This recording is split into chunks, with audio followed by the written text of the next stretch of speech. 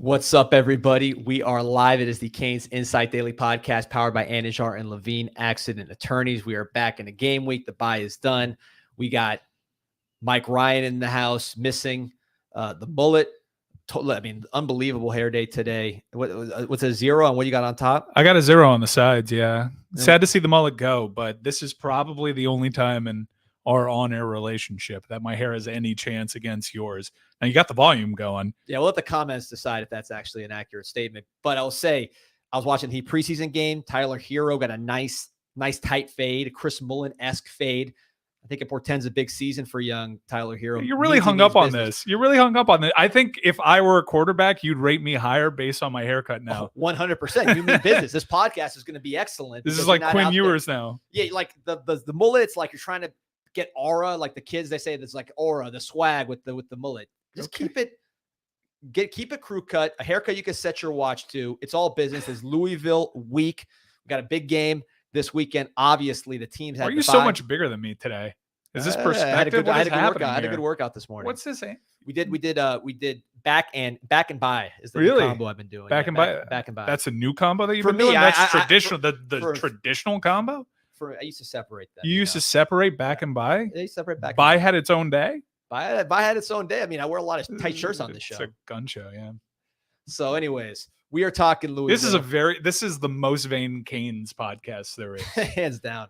What was wrong with us? Hey, Pete's not even hopped in yet. I'll hop in. No, Pete. He's got the nicest eyes of them all. Oh, look at that. Look at those. Hey, bright eyes. Good afternoon. Hey, what up, handsome? Look at that. Put him. We got Johnny Lagoon back in the chat here. You know, there he is. Mike had a very important meeting with like a worldwide star of media that caused us to move this back, picking worldwide star of media. I won't say his name over Johnny Lagoon. You're not. And the rest of the Canes. This is we're starting on time. 3:15. We almost didn't. D-Money tried to get in the way of it, but we're here. We're here to talk about a big game on the schedule. This was a game that we all kind of circled. I think reasonable expectations before the season were Miami might lose 1 to 2 games, have a shot at Charlotte. And when you're trying to fantasy book where the loss might come, I'd say a nice little chunk of you guys watching right now circled this one on the calendar. Now the season's taken some twists and turns. Miami is now favored in this game by 4.5 points. Maybe not a great line, but they're certainly taking the last 2 weeks into account. But certainly a line that you would have taken at the beginning of the season. Miami favored by 4.5 on the road at Louisville. I'd say I'm not falling for the trap. I still believe that this is one of those scary games on the schedule. So I'm curious. Unfortunately, I haven't been able to do a real deep dive on Louisville this season. Things kind of in the way. I haven't really done a scout on this the way that I usually normally do, but I did watch their game against SMU. I did see bits and pieces of their effort against Notre Dame. Notre Dame, a very confusing team for me this season. Yeah. Don't know what to make of it. College football as a whole is kind of confusing. But this is a team that gave Miami fits last year and, quite honestly, established kind of a blueprint that we've seen replicated by teams like Virginia Tech and Cal this season. So I'm very curious to pick your guys' brains on this because you're a little bit more in the weeds when it comes to this scout. Well, I was going to pull this up. Kelly Granlick, who does a great job on ACC Network, had a tweet, which I had to pull it up. In games involving an ACC football team on Friday nights this season, every road underdog's covered. Okay, I just pulled up a meaningless stat. So I was trying to do things. Also, Miami's not a road dog; they're a road fave. So it's so it's a totally useless stat that you. Why was right, man? Why was it sent? You're shook that I showed up with better hair than you today. Why was it sent to the group chat? There's a totally meaningless text. What, the Canes group chat? Because there's fiends and degens in there that probably have circled that Friday game, and we're talking about something else. Come on, man. You're very disoriented because I got good hair today. Road ACC is hard. I'm not wearing a hat. I'm not making it easy for you. Champy comments. He says, "Happy Stone Crab Day. Happy Stone Crab season, filete." Mike, I may need to get you a Champy seafood hat to help. Whoa! So wait. Pete, my hair's good today. It looks great. I mean, we had a comment on the YouTube section about it yesterday. I didn't know what they were talking about because you weren't on the show, but someone said it's about time Mike got a haircut. So people have noticed. Look at the profile. Louisville ain't seen a cut like this. It's all business. This is mid-season time to evaluate what went right what went wrong, this is where adjustments are made. Much like Cam Ward describing his play up until this point, I would describe my hair up until this point as mid. But now we had a players only meeting. We decided it was time to let the mullet go and get serious. So that's what we're doing. He says Mike looks like he's from Kentucky. I was about to say that looks like a cut you might find out there this weekend. I'm not sure. Really? The mullet certainly would have fit Kentucky, or at least preconceived notions of Kentucky better than this one. This is a good haircut, man. Stop. All right, let's get back to work. By the way, it's nice love for the haircut there in the comments. Actually, Canes Cats 305, the volume shooter of all time, is asking, D, did you go to the scrimmage today, the baseball scrimmage at 10 a.m.? I did go to the scrimmage. We'll talk about it at the end of the show. I have some thoughts on Canes baseball, but right now we're talking Canes football. And Pete, I want to talk to you a little bit about Louisville. These are some guys that you've seen since high school. I know I've seen since high school. Give me what you're seeing on Louisville. Man, a lot of talent on this team, a lot of individual playmakers, speed. To me, you look at the last couple games for Miami, obviously Virginia Tech, Cal, and these guys are looking back at a virtual screen right now. Don't be rattled by it, man. Keep it moving. They have more talent on the offensive side of the football than both Virginia Tech and Cal. And obviously a lot of familiarity here. Ja'Cory Brooks, a guy from Miami who started his career at Alabama, has had a really good season thus far. Isaac Brown. We like him. We like him. Yeah, he's real good. Isaac Brown, averaging 8.6 yards a carry this season. Chris Bell, their number 2 receiver, averaging 19.5. Their tight end's not very good. What's going on there? Well, their tight end, Jamari Johnson, look. Their backup tight end, not very good over there. Mark Redmond. Their third string tight end over there, not very good over there. Well, it's funny because someone brought up Jaleel Skinner. That's the one. Oh, he's the 4th stringer, actually. Really? Someone, Johnny Lagoon said that, don't be surprised to see him in the mix, but he has 1 reception this year. I'd be very surprised to see him in the mix. Yeah. Listen, maybe Braum is going to play some mind games out there, but his issue here at Miami was, number 1, he couldn't block and he couldn't catch the ball consistently. So I don't see him being much of an impact. Fade is Basura. Did you pull that up in the middle of your breakdown of Louisville? I pulled that up. Yeah, that wasn't me. So I'm sorry. This is what I mean. That's the propaganda. Look, he's a propagandist right here. That is him just seeing. You want to feel. You're really shook by this. Embrace debate. He was making good points. You had a lot of people on pro fade and some anti fade. You got JU. So the only fade that I don't like is an end zone fade. There you go. Unless it's to Jeremiah Smith, and that way, like the math changes. By the way, I did some research here, or I asked some questions. This is some investigative reporting on why Isaac Brown did not go to Miami, the running back for Louisville. I was curious. Yeah. He's good. We posted about him on Canes Inside like 3 years ago. He's a raw guy, or he's an Immortals guy. So Duasso guy. Duasso's had about 4 different brand changes in the last couple of years, but he was a Duasso guy. We saw him and fast, good, just like he is now. We knew he was a good player.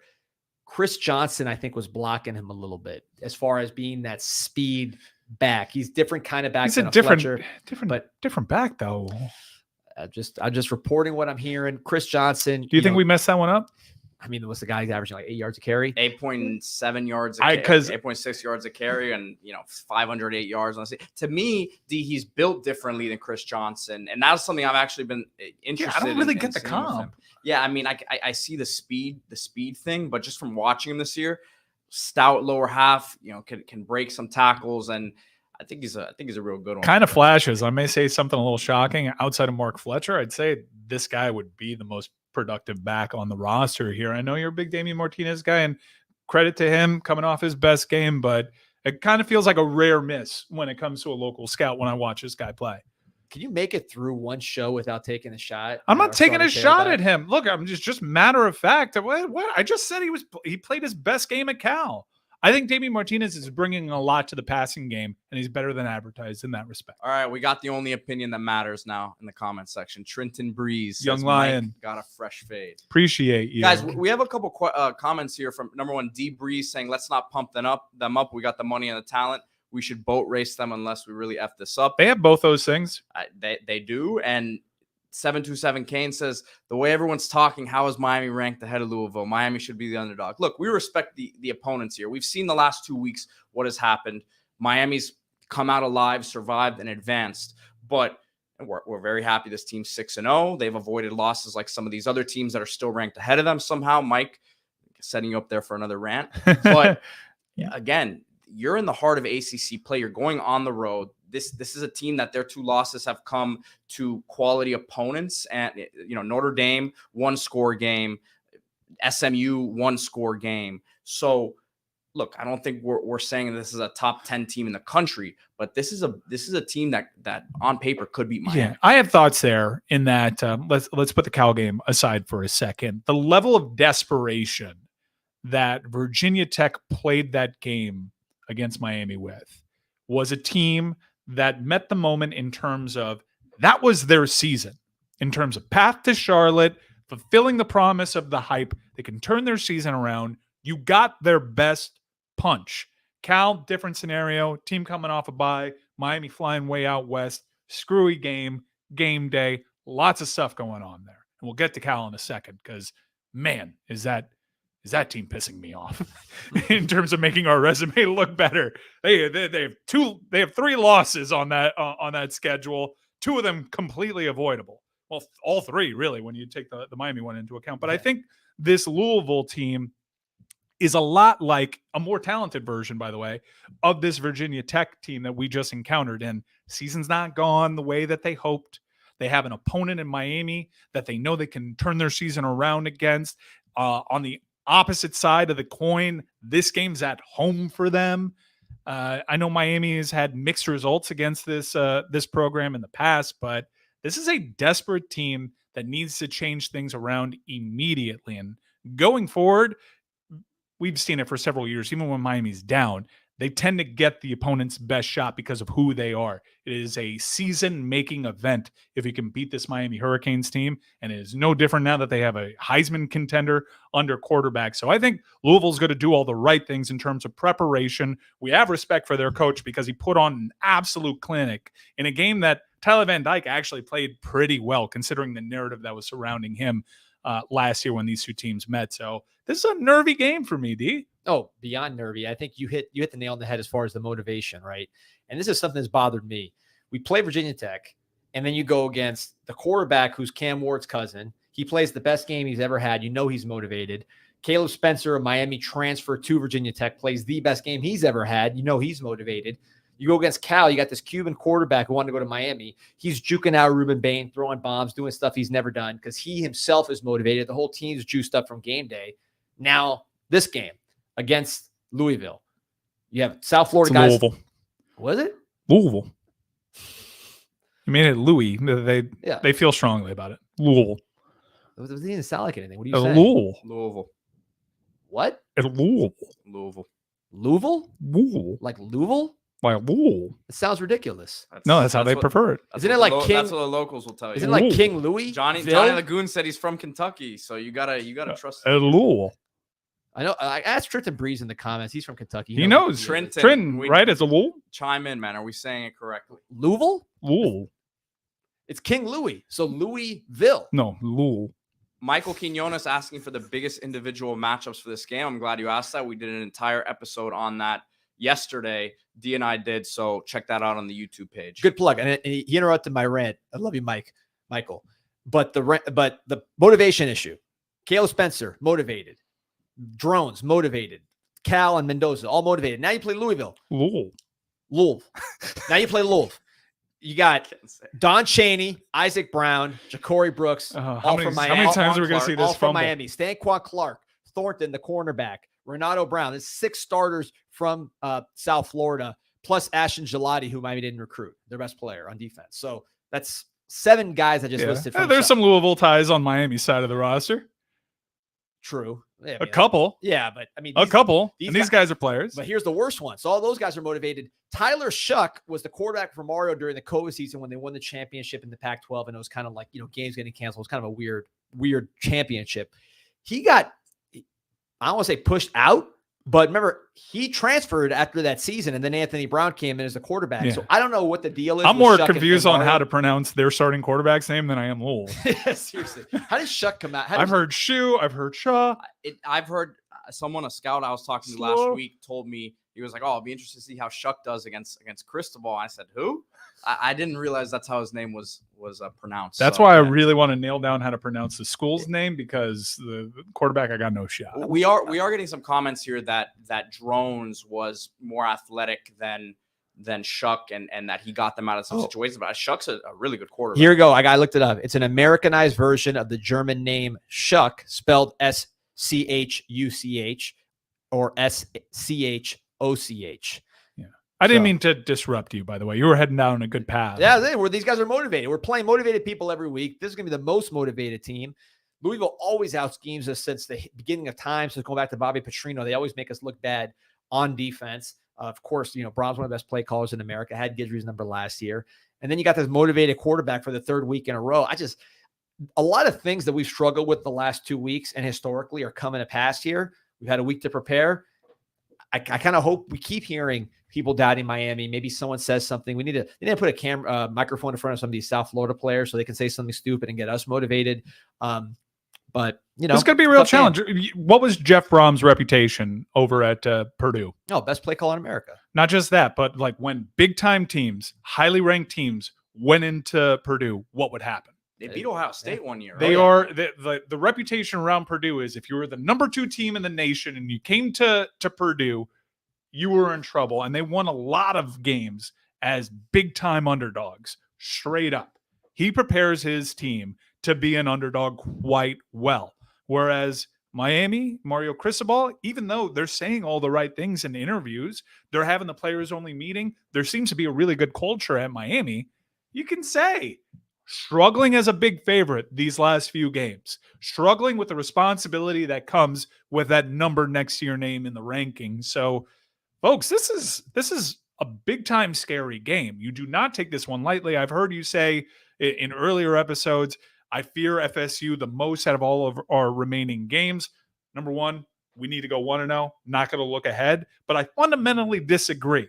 This is a program and a coach that has given us problems. This is a coach that established a blueprint and a template that the other teams have followed. This is a defensive coordinator in Miami that needs to prove something against this play caller. There are a lot of good players, hostile environment. Thankfully, it's a noon start, but this one, for me, and it's quite easily the most difficult game on our schedule during the regular season, no doubt about it.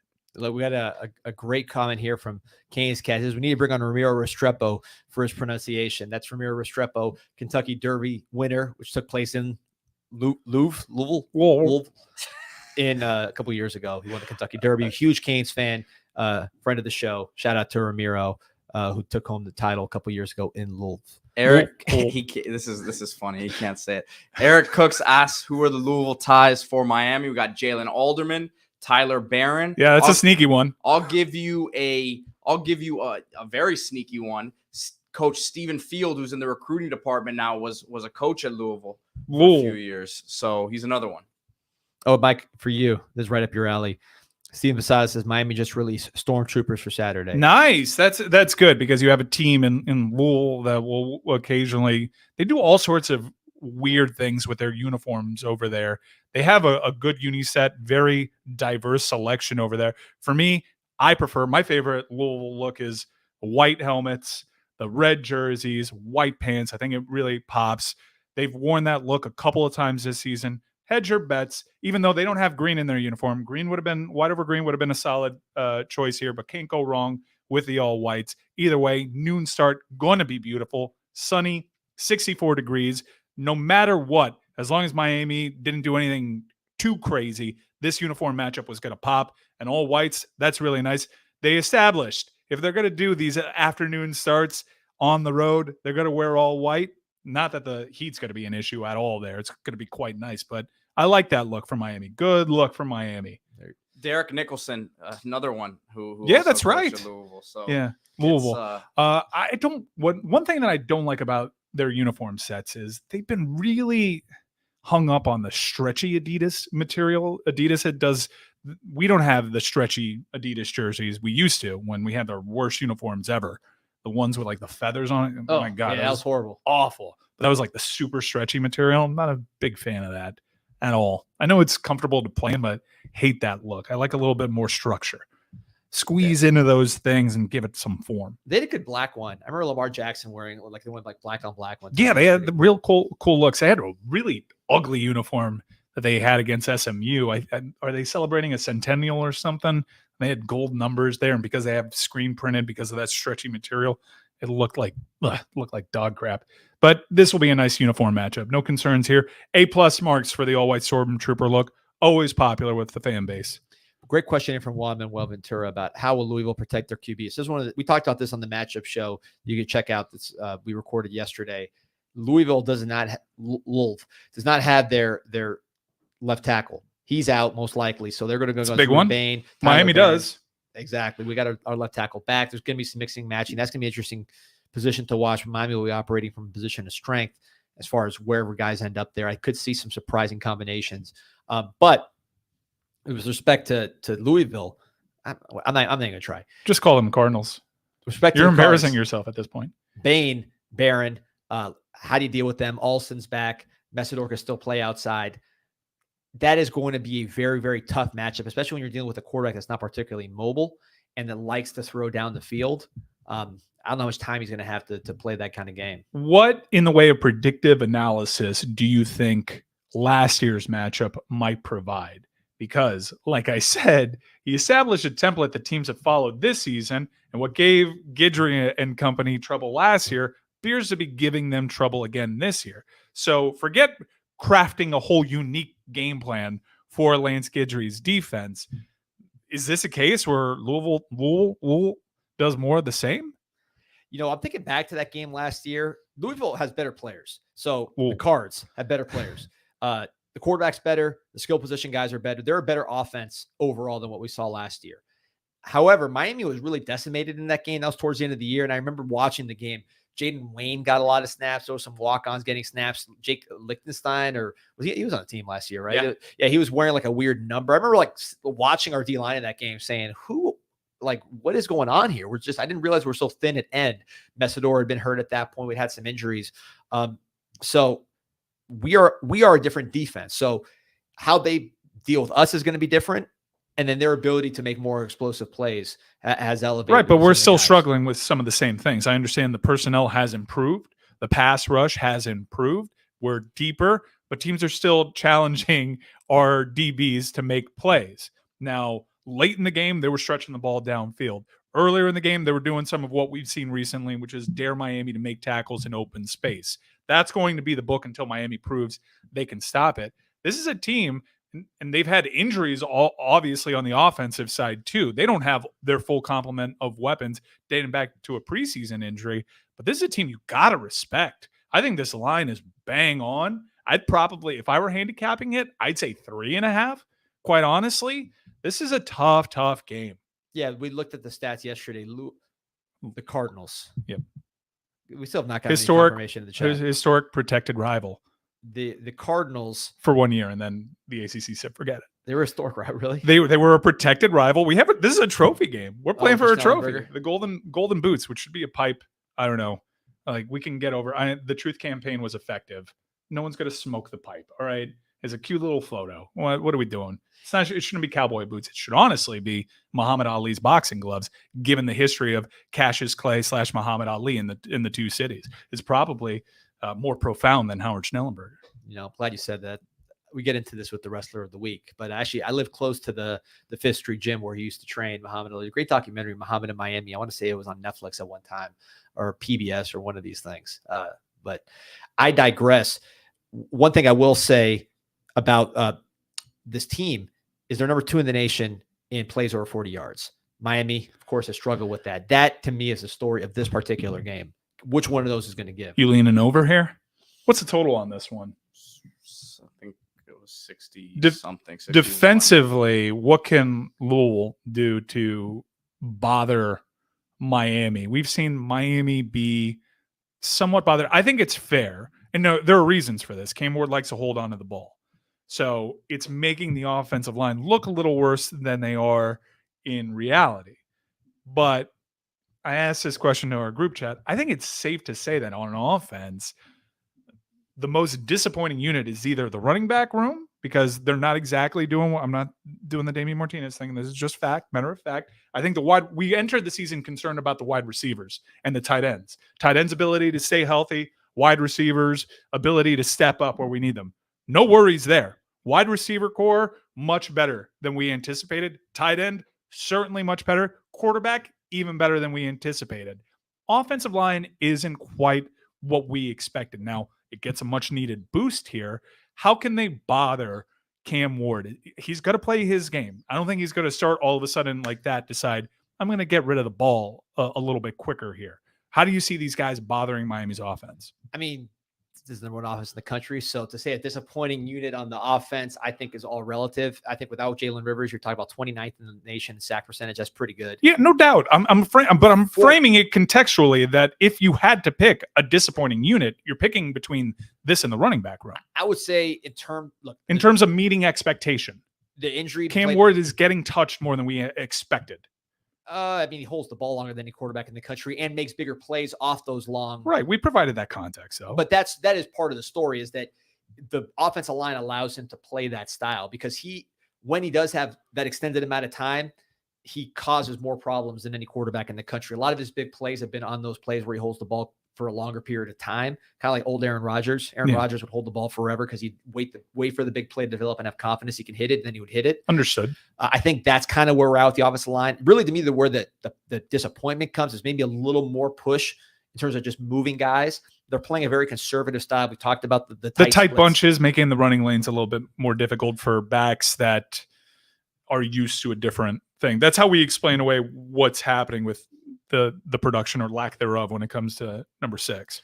Well, what you get when you had that is a very tiny amount of tackles for loss, which Miami does not allow tackles for loss compared to the national average. Miami is one of the top teams in that. Miami's also the best third down team in the nation by an incredible margin. And part of that is when you're not taking those losses because of those tight splits and that kind of conservative running style, you often get favorable down and distance, which allows you to dominate on third down.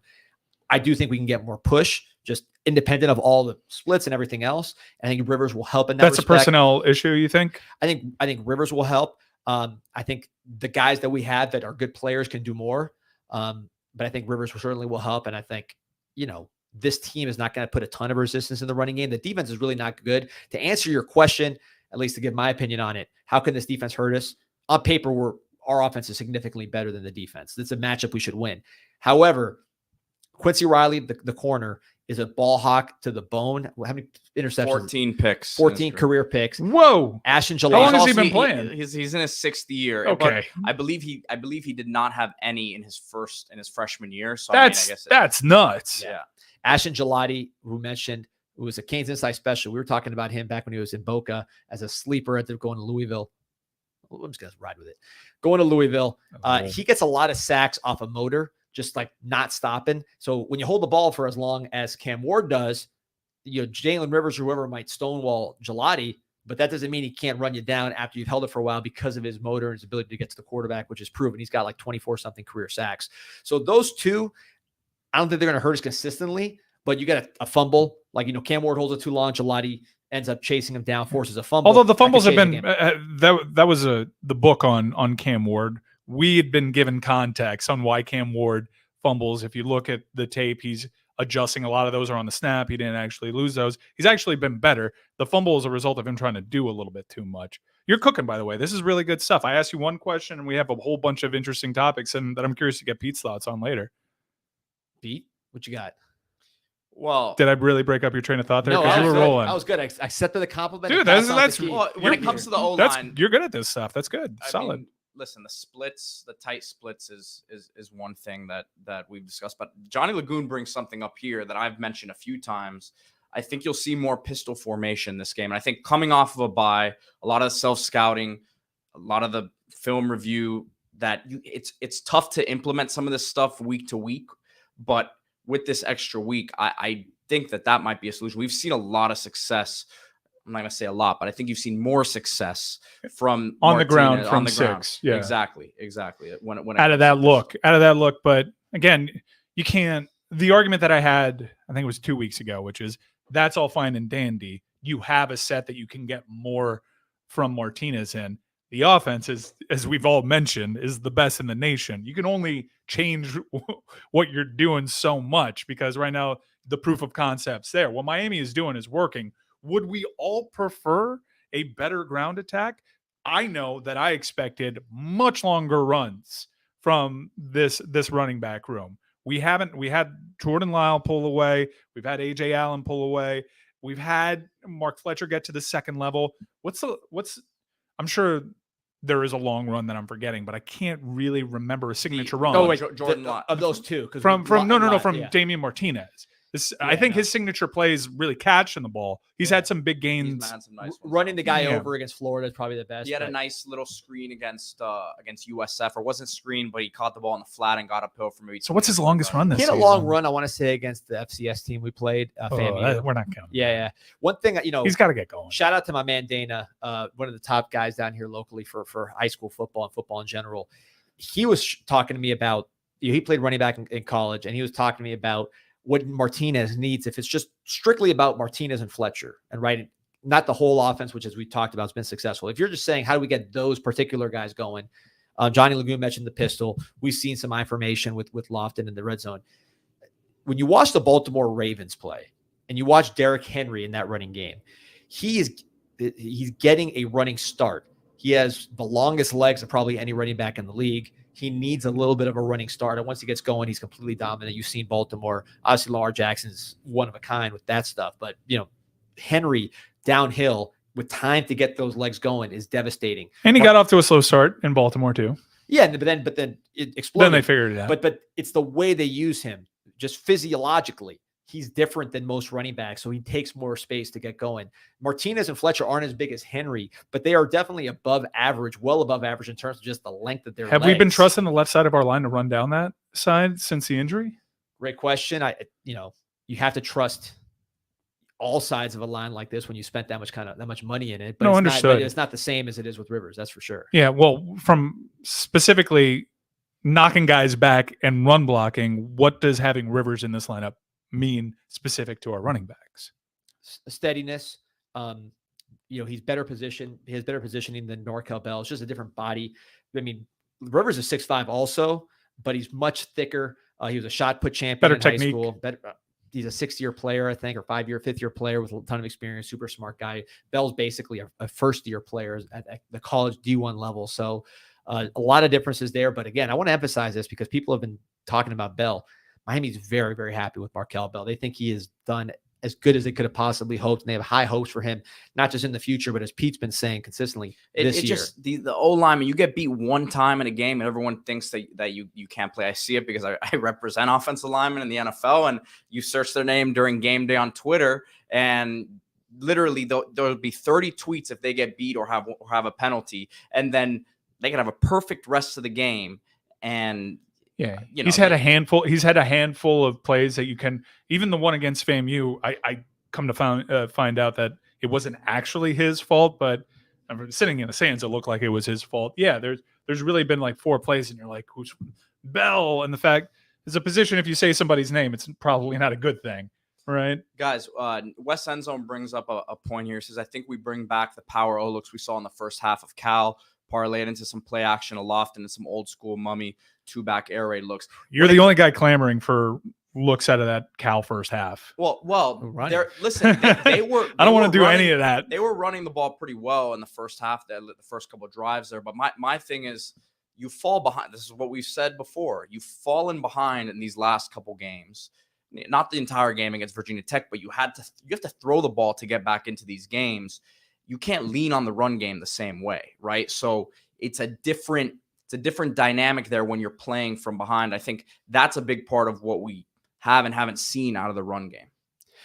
And Baltimore, while we're on the topic of the fullback, Baltimore also, on top of using the pistol formation and more downhill runs, they also use a fullback. Yeah, great fullback. A great fullback. Fullback's coming back in the NFL. None of these guys have the versatility of a Lofton. Lofton's really a unique player with his ability to run routes. He's not just a receiver who can catch it. He can actually run routes. Like a bigger use check. Catches.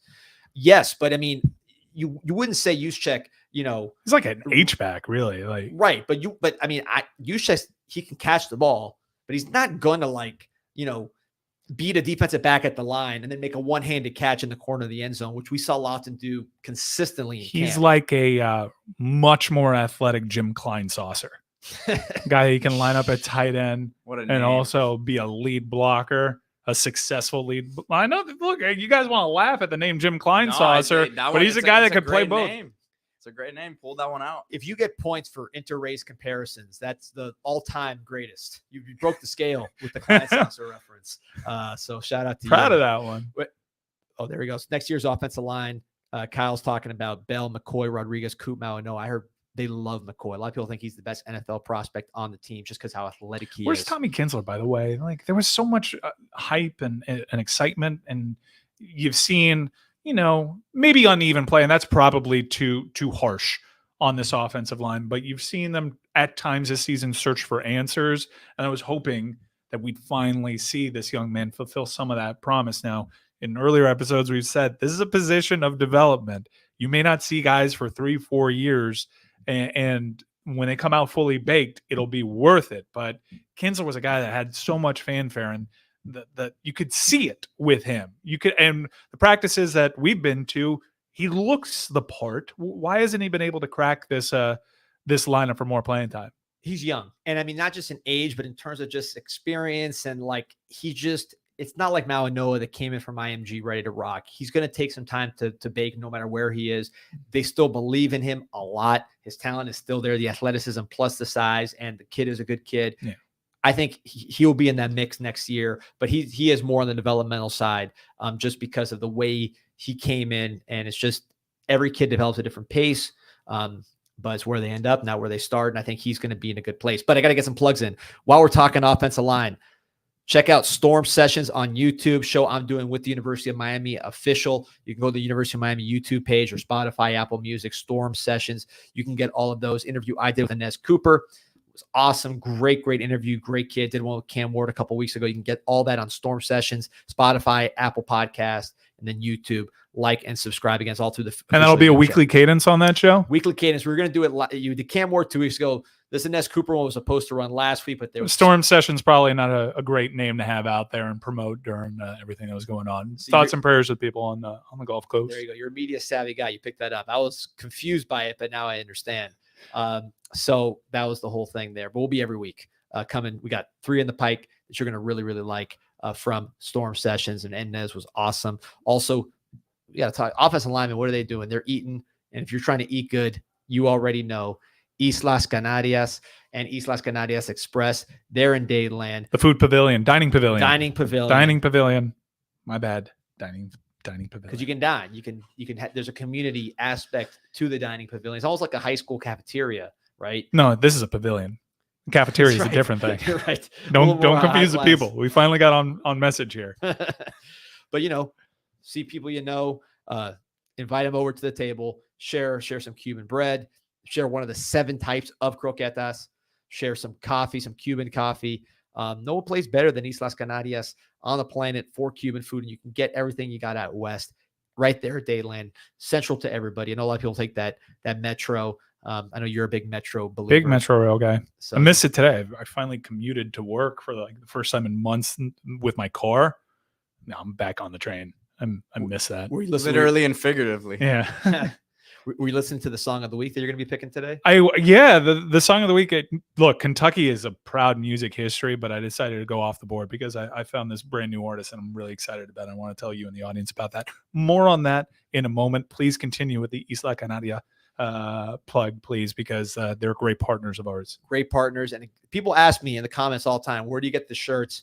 croquetacounty.com. It's the same company, but this is that's the merchandising arm. So if you're already, eating a nice lunch or breakfast at Islas or dinner, you want to get the shirt, croquetacounty.com. They got all this. I like the boat shirt here. Keep the summer feel, even though we're getting a little chilly tight around the biceps, but we found out why. Canes Cats Heat 305 says, and also, is Miami finally going to look prepared coming off the bye for the first time in my life? We had a post that we featured a few weeks ago that said Mario Cristobal, prior to Miami, he's 0-2 coming off buys now, but 7-0 in his career prior to Miami. We remember the Georgia Tech game last year. What was the one before that, D? I'm trying to remember the loss there. Yeah, that year there were a lot. I think there were a lot of losses that year to choose from. But yeah, I mean, Duke? look, Was it Duke? I don't know. Did Mario lose to Duke? I think we lost to everybody that year. I'll look it up. I'll find it out. But yeah, we've heard a lot of talk about the self-scouting, and I think Coach Guidry's seen a lot of the comments, and he understands his unit hasn't played. UNC. Oh yeah. Yep. Oh yeah, that was a bad one. That was bad. We did lose to Duke. Man, we got killed by Duke. Holy moly. Yeah. 45-21 to Duke. Riley Leonard though. Yeah. You look good. You look good there. Our starting quarterback for that game, Jake Garcia. Yeah, that was an ugly. Damn, that wasn't that long ago, guys. It feels like forever ago in many respects. Yeah, that Van Dyke threw for 496 in that game against North Carolina coming off the bye, but that was back-to-back, 3 losses in a row there with the Middle Tennessee game sandwich in between. So better days are here. Yeah, prior to Miami, you're excited about that, but then you wonder, are we the problem when it comes to these bye weeks? It's been an Achilles heel. You're right to be afraid of it.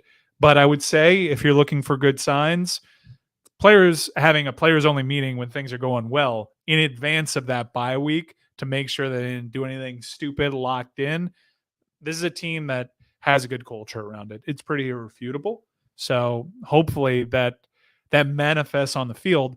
I would not panic and overreact to a tight game at Louisville and make a take saying we are once again flat out of a bye. This is a game that is expected to be tight, not just by the lines makers, but by several people that cover this team. We have respect for the opponent. We have respect for the spot. Miami encountered a difficult spot in its last game. This spot, while it's not prime time, it's a little similar to Virginia Tech, and you have a team fighting for its season, fighting to fulfill its promise. It's a team that you actually executed quite well against on offense last year, and you had a pretty good, solid game plan against, and you still came up short. So, going to be tricky. I'm actually happy that the bye week is here, not only because it allowed for some guys to get healthy, but also it allowed for the defense in particular for a tricky matchup and a coach that seemed to have their number last year to prepare for this unique challenge. By the way, we're not going to talk wrestling until the end of the show. We always like to leave it to the end for the folks that want to stick around, let the football talk happen. But we got a question here. I won't even answer. I'm just going to present it to you, Mike, because it reflects how ridiculous the sport that we love is. Hey, when is Cody Rhodes going to break out Stardust and team with brother Goldust and fight Pretty Deadly for the alternative Flames titles? Not sure I'm a huge fan of how that whole take ended. Maybe not a big fan of D-Money's judgment and pulling it up. I would say not likely. I also didn't understand what you meant. I'm like, you're chewing on it a little bit now. You get a better idea. Anyways, so let's go back to football here. Here's the West End zone. Going from the Have we solved our nickel problem? I don't think so. But they got to prove it. I see us simplifying on defense and focusing on 3 basics. Do your job.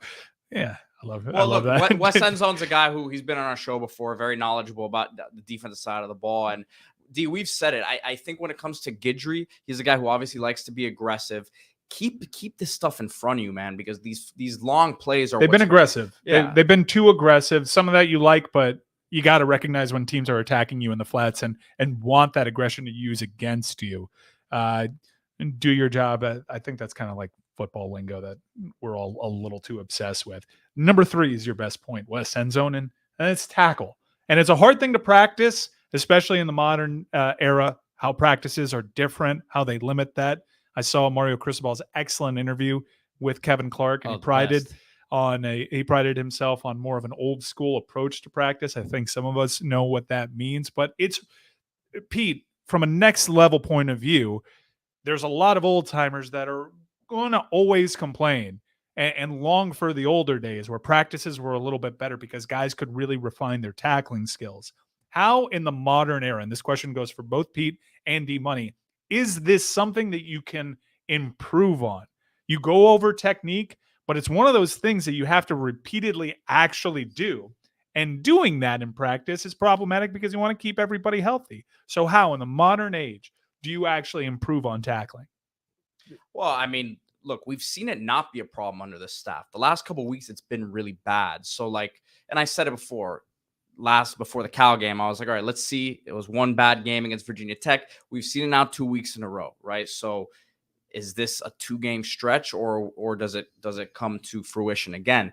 To answer your question, I mean, Coach Cristobal said they've been drilling fundamentals the last couple of weeks. And a lot of it too is I think they haven't been in position to make these tackles half the time as well, right? So they are missing tackles, but I don't know, man. If you're not tackling that consistently during practice, it's a tough thing to just change on the run to me. D, let me pose the same question to you, but provide a little bit more context, because one of our commenters say there might be a little bit over pursuit. Is there a notion that the team basically has to recognize that it has a pretty good offense?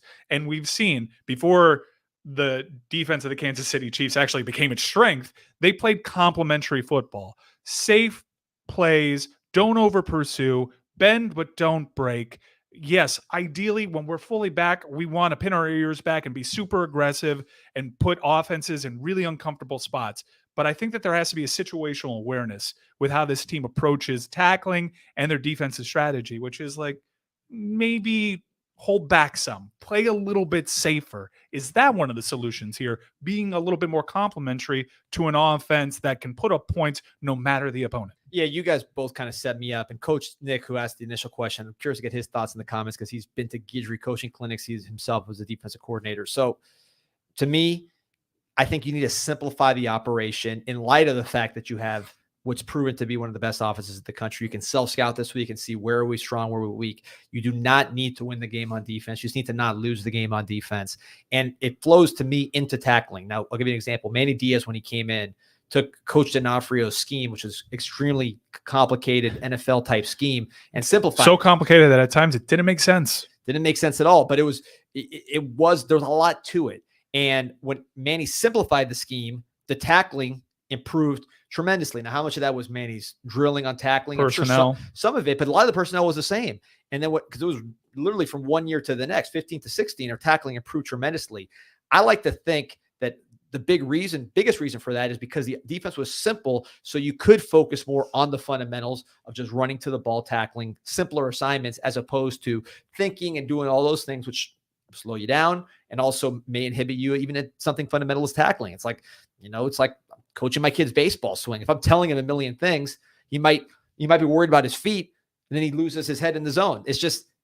It's hard to focus on so many things, and tackling could be one of those things that goes away when you're thinking too much. Do you think Miami has to play more zone? I know Mario Cristobal is a firm believer in college football, you got to be able to man up. It's risky, but you got to be able to trust that you have the athletes to man people up. But Miami's actually played a sneaky amount of zone. They are just really disguising their coverages quite well. They'll follow their men in motion, even briefly show man coverage before reverting back to a zone. Do you think that that's a possible solution here? Well, I mean, the long touchdown to the tight end against Cal was zone. That was cover 3, and it was just a mistake there. So, we could, but I don't see our guys just getting out-athleted. No, that's right. I think that makes sense. Out-athleted. It's not a skill problem I don't see, although we don't have the best, it's not like we have first-rounders all over the place that would allow you to play as much man coverage as you want in a perfect world. But I don't think that's been the problem. I think it's been more just eye discipline and things that hurt you, quite frankly, even more in zone than in man. So I'm not sure I just think simplifying things, not trying to win the game on defense, and recognizing we now have 6 games of evidence of what we need to do to win games. This offense is going to score pretty much at will. I'd be shocked if this offense doesn't score 40 against Louisville. That something went wrong, either with turnovers, injuries, or something weird if we don't score 40 plus. So now it's how do we keep the score under 40 as opposed to how do we, lead the nation in scoring defense, get a ton of negative plays and all this kind of thing. We have some smart players on defense, particularly at linebacker. And you kind of have to, if we're talking about over pursuits, that's a hard message to tell these players that kind of know how to play the game a certain way. You have to deprogram yourself a little bit. And there's this old cliche when it comes to stock investing. No one's ever gone broke taking a profit. And you have to realize that maybe I'm not that super fleet of foot here. I don't necessarily have the angle here. Let me play the angles that I do have. Let me gang tackle. Yeah, it might be 3 yards further down the field, but at least it's not 30 yards down the field. That's a really tough message to preach to your players. Like, hey, you're good, but you're not that good.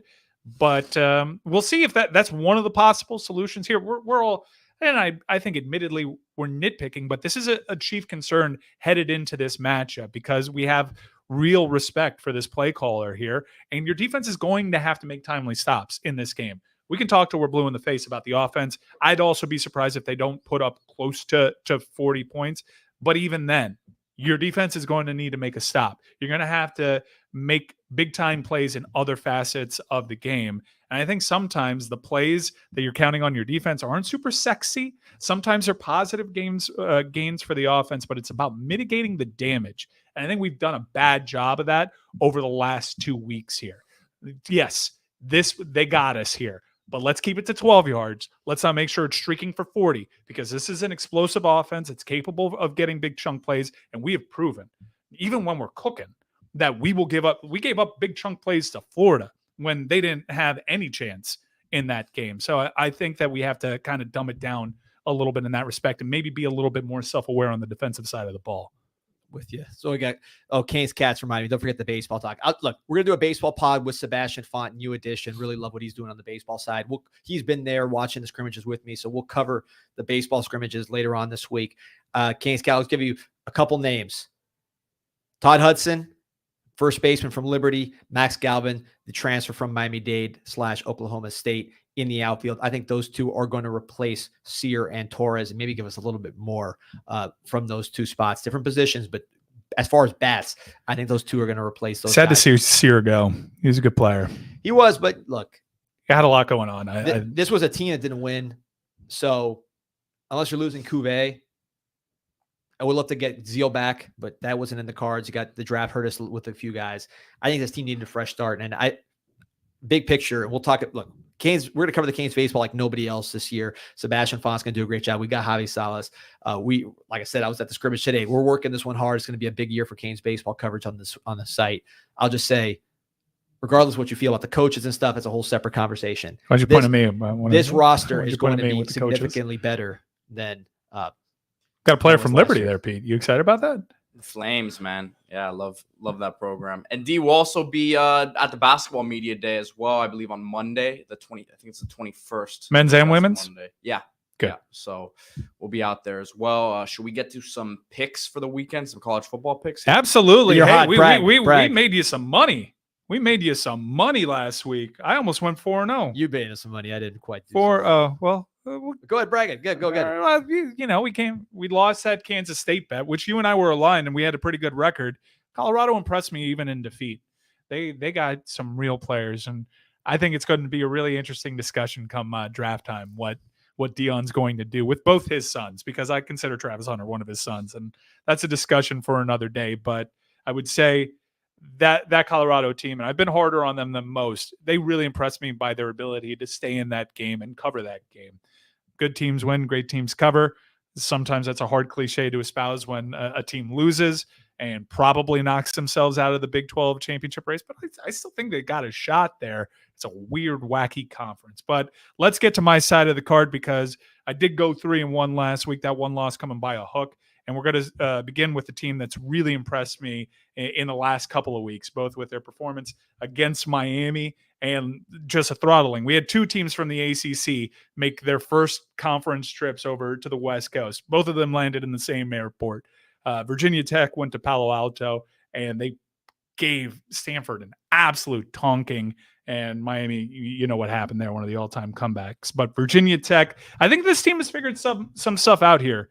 D, and I like this line. I really do. I think they're wearing the orange uniforms, I heard. And Boston College is a team that's maximized their talent so far. I think they're going to come back down to earth a little bit.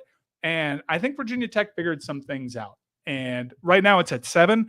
I'd wait, even though I like it at 7, I'd wait to see. I think the market is usually pro Bill Belichick guys anyways. This maybe comes down to 6.5. If so, pounce right there. But I think there's a 2-score victory for Virginia Tech. I just think that they came out of that. Now, when you lose a game the way that you do against Miami, you put your entire effort there. You could see guys quit. That's not what they did. They responded in kind. I think that they certainly have more talent than Boston College. I think Boston College is a little better coached than Virginia Tech is. But all in all, I look at the balance of things, what I expect certain teams to do before the season, and I recalibrate the win-losses. And I think that Virginia Tech is just due for a real good home performance against BC. So I'm taking the Hokies here. I like that talented team coming together.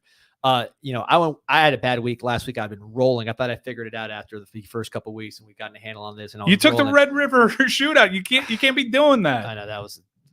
I know it's unpredictable, but you just stay away from that series. When I saw those 5 receivers were out in the morning, and all of them were out, I thought we get a couple of them back. It was when you were through the first a pick on the first throw, yeah. You were feeling pretty good, like a weird Red River. But missing 5 receivers, you're not going to score. But to get back on pace, I'm going to the old reliable, the blue chip stocks. I'm not messing around as far as the teams I'm picking. As you can see, recent national championships, pretty much for all these guys. Starting with Alabama, you're looking at 2 teams that really have not played well in Alabama and Tennessee the last couple of weeks. Who do you trust more? I just think Alabama has more big-time players. If Nico continues to play like he is, he's not an impact player, at least right now. Impact talent, sure, but it's not like he's changing games at this moment. Remove him. Their best players are running back. Yeah, and Alabama's got two good running backs. Tennessee's got a real good defense. I like the under in this game. I'm confused by these 2 teams. For me, it's a stay away. You're taking some games that are mighty brave of you, but you must have conviction here. I just wanted to go back to the old reliable teams that I know what I'm going to get. Alabama's been, these are 2 teams not playing well. So who's going to bust out of it first? The way Milroe's been playing, even though he's not been great, he's clearly made a leap. His floor has elevated. Whereas Nico, I don't know what I'm going to get week to week. And I just don't trust Nico's playmakers. It's not that they're bad. They're not bad, but there's no Ryan Williams in that equation. And Milroe himself is a big playmaker. So I just like the amount of playmakers for Alabama. I think their defense has enough talent that they are going to be able to slow down Tennessee and confuse Nico a little bit. Again, going with old reliable with Alabama. Cool. I don't want to lose the viewers here. I do want to do some Miami stuff. There's a comment here. Trey Moore, can you pull it up over there? Yes. Pete? D-Money. You might lose the viewers, though. No. This is cool because that's not at all what I'm doing. And my tone's going to be bad here. But if you guys want to play this game and ignore all the good things that I say about Xavier Restrepo and just seize on the fact that I actually think Concepcion might be more talented, fine. Let's play that game. I will be the guy that will circle back in 4.5 years and hold up this Trey Moore, and I will find you. And I will say, see, he just had 150 yards for the Carolina Panthers. What now? All right, we move on. Wait, well, no, let's not move. Let's stay here. We move on. No, we're not moving on. We're actually staying. I addressed it at the beginning of last week's show. I really did. So, Pete, do you have a calculator handy? Yes, I have an iPhone, so that'll do. Everyone's telling me to take the L. I'm not taking an L on something you didn't understand. Okay. I'm not. I'm flatly not. Yeah, Pete, do me a favor. So you got the calculator handy, right? Yes. Okay, so I have Concepcion's game log here. Oh, Jesus Christ. Because it was you're winning positions. You're just resorting to all sorts of dirty play because you were bad at picks last week and your hair's not as good as mine this week. Listen, that's all that's happening. You pulled up the question. We move on to Purdue. My beef is not with you, but it can be. Pete. We move on to Purdue. Pete's got the calculator up. Let's go. So last week, Concepcion, 46 yards. Okay. Plus against Wake the week before, 22 yards. He doesn't have a starting quarterback. And Northern Illinois, 5 yards. His starting quarterback's a walking concussion. Clemson, they added up at the end of the Clemson, 40 yards. Louisiana Tech, 25 yards. What are we at right now? And if you look at the all-time receiving stats for Miami, Xavier Restrepo is going to be the leading receiver in program history. Do you think Xavier Restrepo is a better wide receiver than Michael Irvin? Look at this. No, because that's what we're doing here. Because that's what we're doing here now. We're just counting. I know Michael Irvin. We have a calculator out, so we're counting. Is that what we're doing? Go ahead, tell me. Michael Irvin Go ahead and tell me X7 is better than 47. Do it. I know Michael Irvin had tears in his eyes watching Restrepo. I don't know if Torrey. It's going to be a beautiful moment and a deserved moment when there's going to be a wonderful warm embrace when Restrepo deservedly, you hear me, deservedly becomes an all-time leading receiver for this program, and me, one of the first people to ever say into microphones that he should have his name honored in the Ring of Honor. If you want to twist what I said, and that if I'm starting a team, I'm starting it with Concepcion because I have a certain identity that I want to do, and that's just get dudes, fine. Go with the football player. I know if it's third down, who I'm going to look for. I know who our quarterback looks for. I am mighty fine with that. But miss me with you misunderstanding what I was trying to say and use it against me. Your online discourse is pathetic. We move on to Purdue. Wait, hold on. Historically, a team that handles business. Hold time out. So, first of all, we were invoking Michael Irvin's name, the person who was in tears at the performance that Xavier Restrepo had against Cal, in tears. Now, Johnny Lagoon saying your hair is better than mine, and that's not true today. I mean, we're dealing There's with just facts lies everywhere. We're dealing with facts. So with respect to Irvin crying tears when Restrepo was playing, the guy you're trying to use to bring Restrepo down, I don't think Torrey Holt was in tears watching Concepcion get 4 catches for 5 yards against Northern Illinois. I don't believe that drove That's Torrey a tricky Holt opponent to tears is on a tricky the sideline opponent in the NC State game. Last 5 games, add them up, you still don't have what Restrepo had in one game against Cal, a very good defense. I'm not doing a stats thing. You want to do a stats thing? Fine. I was very clear. We moved to Purdue, a program that historically is very feisty. Wait, hold on. We got a super chat. Super chat takes precedent. 145 yards. Thank you. Well, it's actually a little bit more than that. You didn't give it last game. It's I guess plus 46 there. I'm not trying to take the show over, commenters. I'm trying to move the show along. Plank time here. I'm trying to move the show along. Plank time. Super chat gets precedent. $20. Thank you, Plank time. Tell you what, if Mike everybody is wants wrong. to donate $20 right now, I'll take the L that you want me to take just because you didn't understand it. I'll change the argument just like you guys are. We'll move the goalposts. Go ahead. Donate. Mike is wrong. Mike is wrong. And we move on to Purdue. Historically, when the Louisville head coach was there, a team that you did not want to face if you were the number 2 team in the country. They were proud about their tradition. We make games against the number 2 team in the nation tough. Now, they are not good. Not one bit. But they did impress me last week with their fight. They were getting blown out in a game that they didn't really have much of a chance in, and they climbed back against a solid Illinois team that is ranked. Now, we've seen the stats. Teams going from east to west inside the Big Ten, I think 3-10 straight up against the spread, maybe worse than that, maybe confusing the numbers.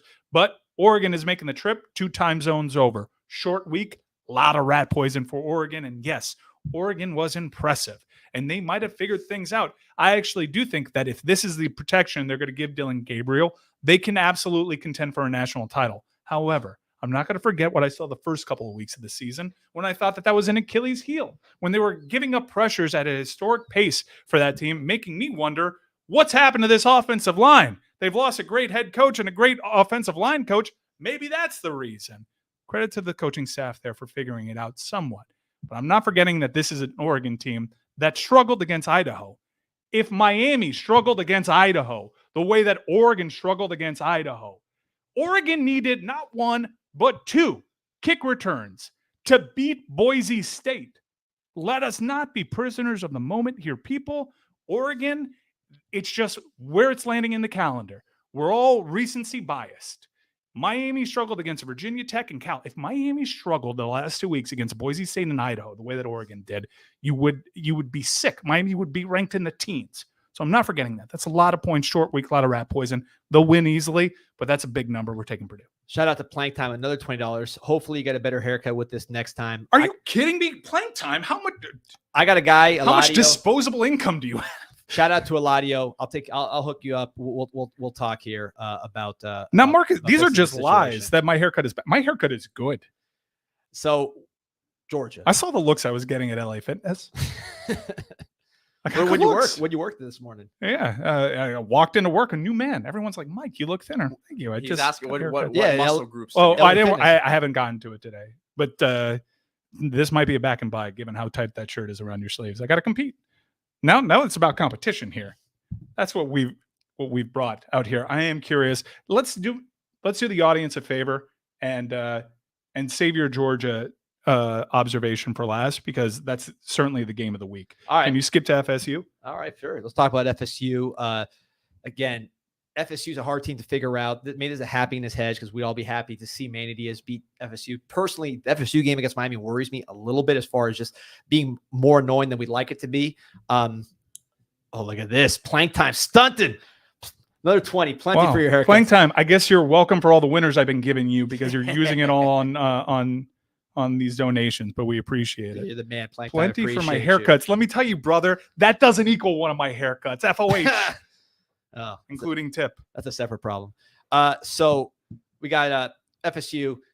I'm worried about how their defensive line is going to play against us. They've been horrible all year. I just have a feeling they're going to try to play their game of their lives against us. But what I'd love to see, just for the suffering of FSU's program, is Duke and Manny Diaz to kill Brock Glenn's confidence in the crib. Just not allow him to get any kind of confidence, blitz the heck out of him, have him take that L to Duke.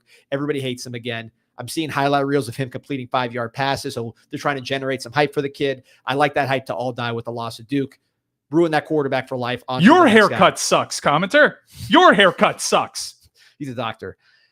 You're not a doctor. Dr. Ooh. You're Dr. Ooh. So that's I wonder what's Dr. Ooh. Where's that last name from? EW. Look that up. Player haters. I'm worried about FSU a little bit. I'd love for Duke to win. Don't you want Duke to win this game? I want Duke to win big time, but I don't have faith in that roster. Manny, we'll see. It's a big test for him. Really, that's well said. Just say it. You don't have faith in Manny either. That's well said. I mean, I've been burned. I believe in everybody. Right when they coach here, I want to believe. I just think FSU with their defensive line against Duke's offensive line, if that defensive line comes to play, they will be a mismatch. They are getting to the quarterback. They have quite a bit of sacks.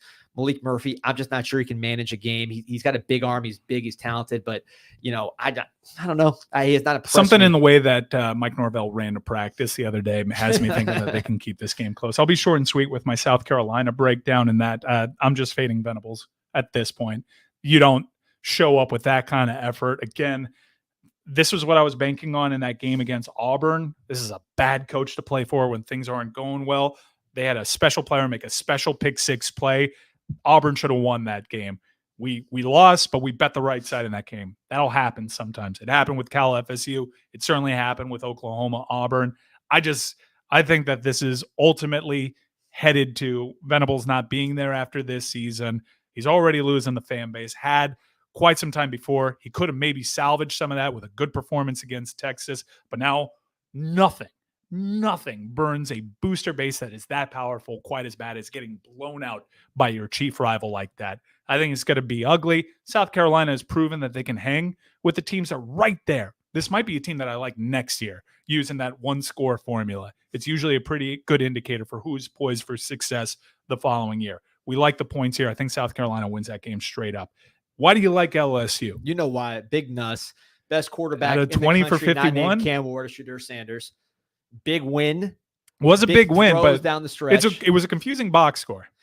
This guy's a gunslinger, man. He doesn't get sacked ever. He's got some of the best avoidance of pressure for a true pocket passer who doesn't really run that much that we've seen. I mean, the guy's got a great release. He's got the right stuff. He's a coach's kid, but I like the way he plays the game. He's not just someone who's going to be a game manager. He's someone who's going to take chances, challenge the defense, not afraid. And I just don't think Arkansas can keep up with Big Nuss and LSU. Their offense, I just have, LSU's defense is going to be a question mark. They've been playing better since Harold Perkins got hurt, actually. But with Arkansas, I think I see this being a game where Louisiana State, Lausanne State. No. You only have to do that with his pronunciations. Yeah, we're in his head. It's because of the haircut.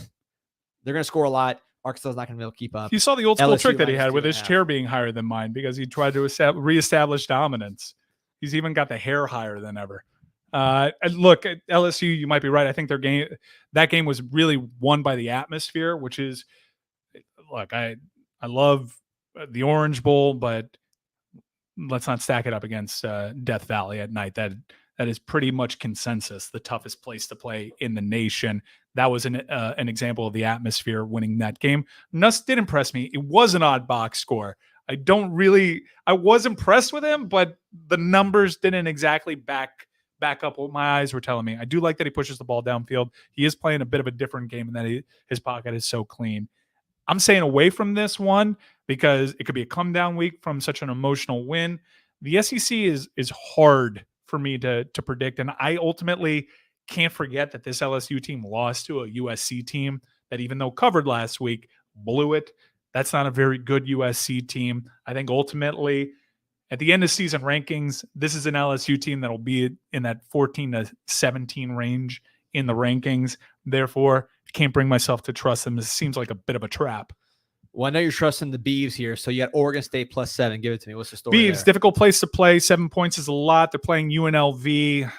Weird season for UNLV. Syracuse handles its business against UNLV. They were in the CFP playoff conversation. Still a possibility for them. But look, Oregon, even though they're existing on the CW in a weird 2-team conference, not the same team. They've lost some talent. They've lost some coaches. But that's still a very difficult place to play. Home dog, you shitting me? I'm taking that. Give me 7 points against UNLV. Love it. I like that pick too. Sorry for cursing. So with Georgia, game of the week here against Texas. I've never been a big Texas believer dating back to Chris Sims.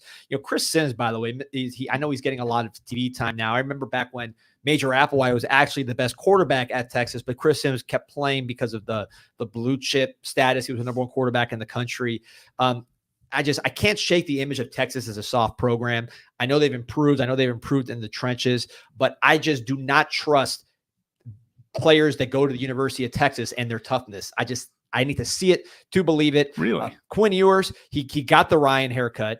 He got the $180 fade, which, you got to respect him taking that step in his maturation process. But I don't trust Ewers either. I mean, to me, he's like Blaine Gabbert. He looks big. He has a good arm. Not terrible. Blaine Gabbert, why did that guy play so many years? That guy's never been good. Ever. I can't tell you a signature Blaine Gabbert's moment. Ewers is better than Blaine Gabbert in college, I think. Yeah, better team. Yeah, but he's also facing better week in and week out competition. However, I do think that you can actually hold that against Texas. And we had Reese Davis on the show this week on the Levitard show. Kind of opened my eyes that this has been a relatively flat track for Texas this year. I understand early in the season, reigning national champion, Michigan, going to the big house. They impressed, no doubt. Turns out Michigan sucks. Not good. They tried to throw in that game, couldn't. Now they're just leaned into just being a one-dimensional team. More losses on the schedule for that Michigan team. They struggled a little bit with Mississippi State. Granted, Arch Manning was in that game. Ewers knocked some of the rust off against Oklahoma. This is not a true tested team right now in Texas. I think they're good. They'll most certainly be in the college football playoff.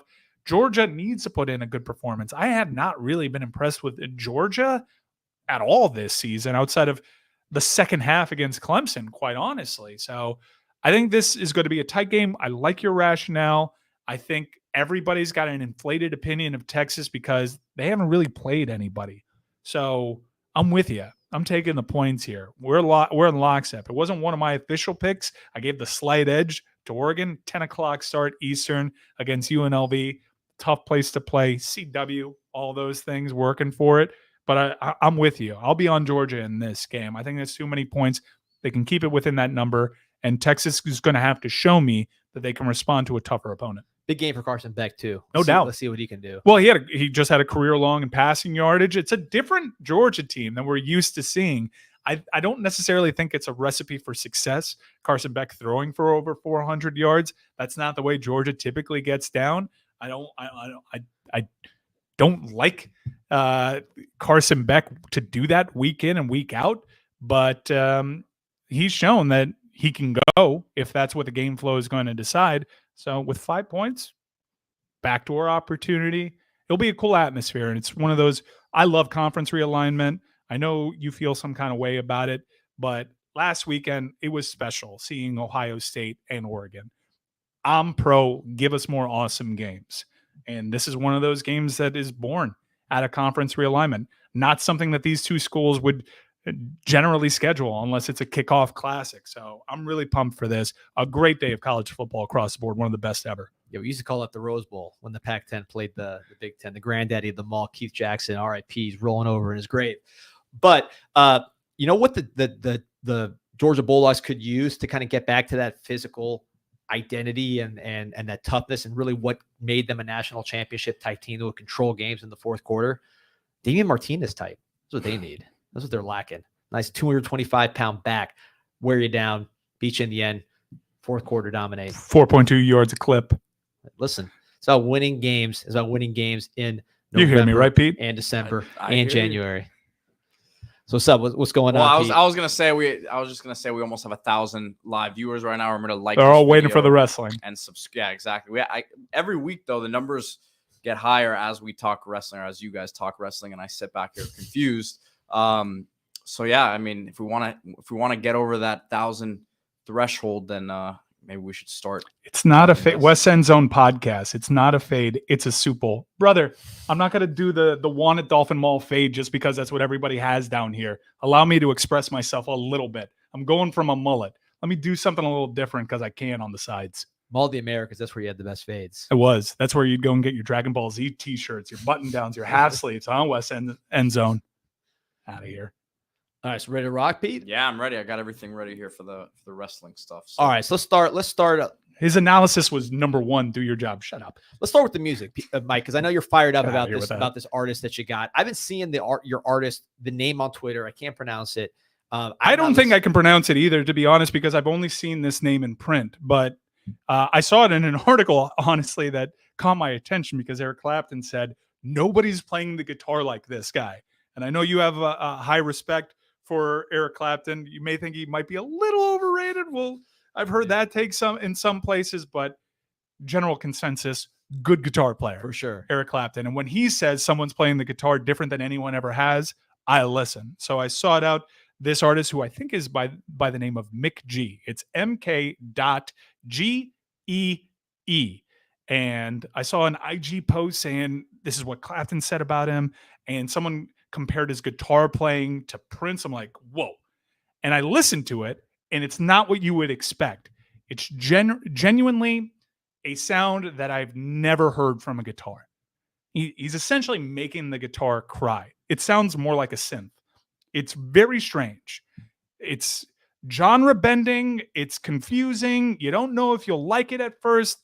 It's not for everybody. This is the haircut talking here. This is hipster, this is hipster Mike talking. Sounds like Mike Ryan. Yeah, no, this is, I'm telling you, this is, you hear it and you know when you're hearing something special, something that is not being done out there. And that's what this artist is doing right now. He's actually worked a lot with Justin Bieber in writing songs. And that's a sneaky thing.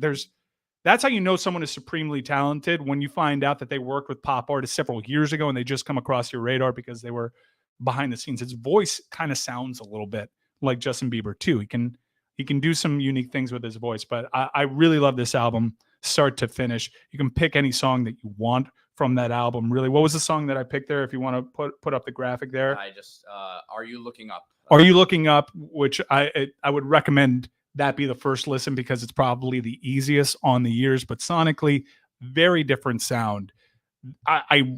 It's rare when I hear an artist that excites me this much upon first listen. It's an elite class. Recently, Fontaine's DC did this. Turnstile did this. Idols did this for me. Mac DeMarco several years ago did this for me. I generally don't miss when it comes to special talents that do something very, very different that I think is on the precipice of just creating a whole new sound. And that's what this artist is doing. What he's doing with the guitar is special. Give it a chance. Might not be your thing. I apologize if it's not. Just go on by. But for those that are willing to take a chance with their sonic experience, listen to this. It's weird. It's good. It's I 27-year-old at Linwood, New Jersey. I'm intrigued. I'm gonna check him out and see what the hype is. Not just you. I've seen this in other places too. This is picking up some steam. So we'll check that out. Vibey, good vibes. You want to light a candle, drink some red wine, cuddle up with a lovely dame on your side, or what have you, whatever your life choice be. This is a good vibe. Like Ron Burgundy or something, like many leather-bound. Pull up a leather-bound books, a cigar jacket, sit back in a comfy chair, and maybe sip out of a snifter. Okay, a big old snifter, and put on these tunes, or just light up a J and enjoy it because this is real good music. Good positive vibe. Now I'll be checking that out. You know, Kentucky, obviously that kind of opened up the country bag. I wanted to go deep into it. Kentucky's got some of the best country artists in the history. I mean, you're talking about Bill Monroe, Blue Moon of Kentucky, Keep on Shining, one of the iconic, if not the #1 country song of all time historically. You got Keith Whitley, I'm No Stranger to the Rain. You got the Judds. You got a lot of people. Stapleton's out of Kentucky, I believe. Yes. Yeah. So a lot of people in Kentucky. But to me, when I think of Kentucky, the first name that jumps to my mind is Loretta Lynn. R.I.P. recently passed away.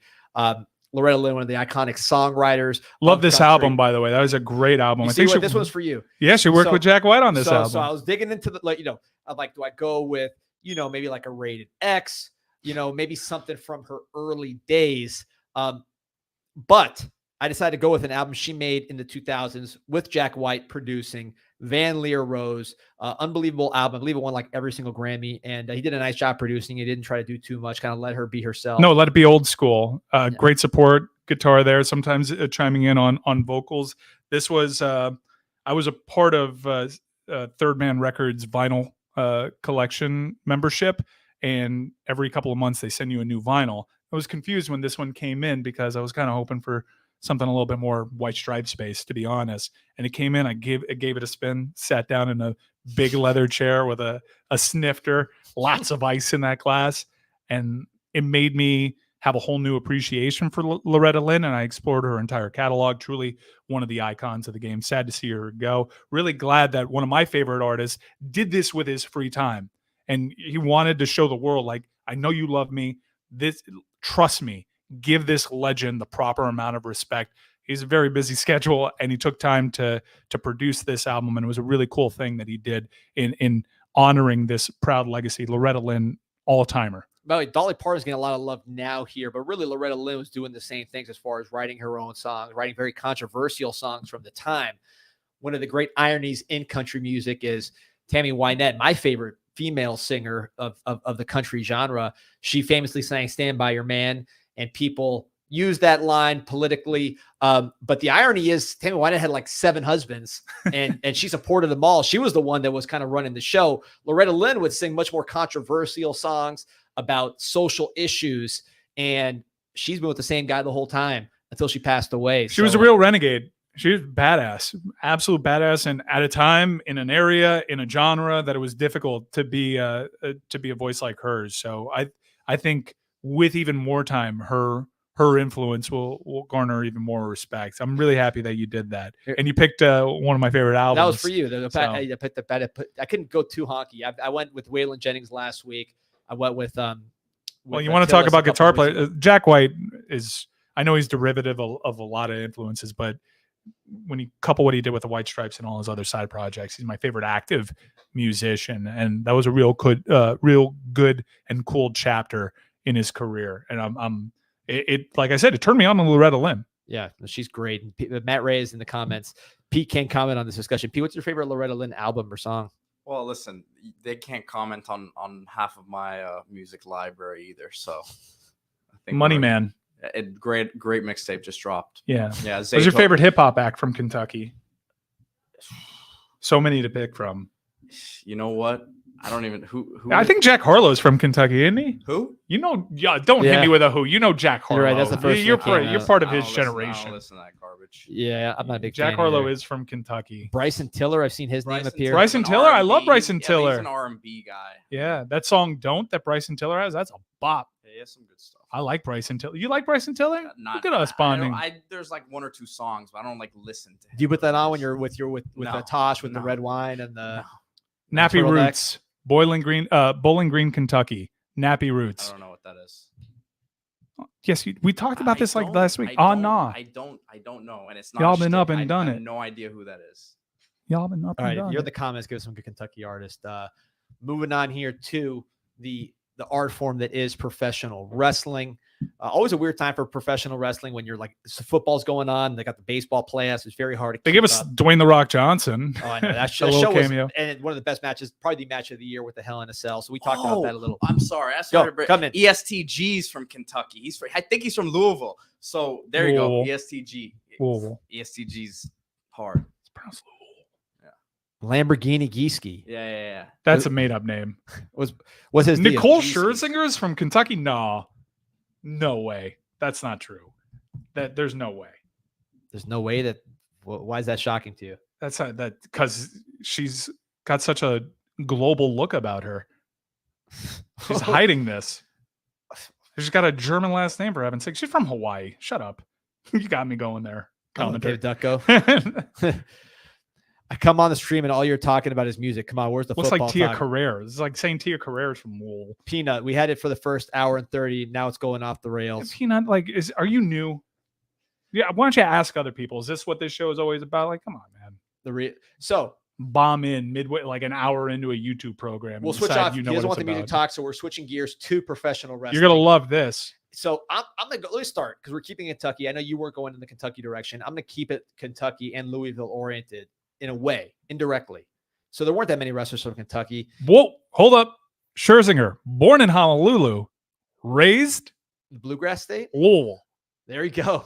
There you go, David. I'd respect David to you, Dutko, commenter. He you were right. He had it. What a life she's had, huh?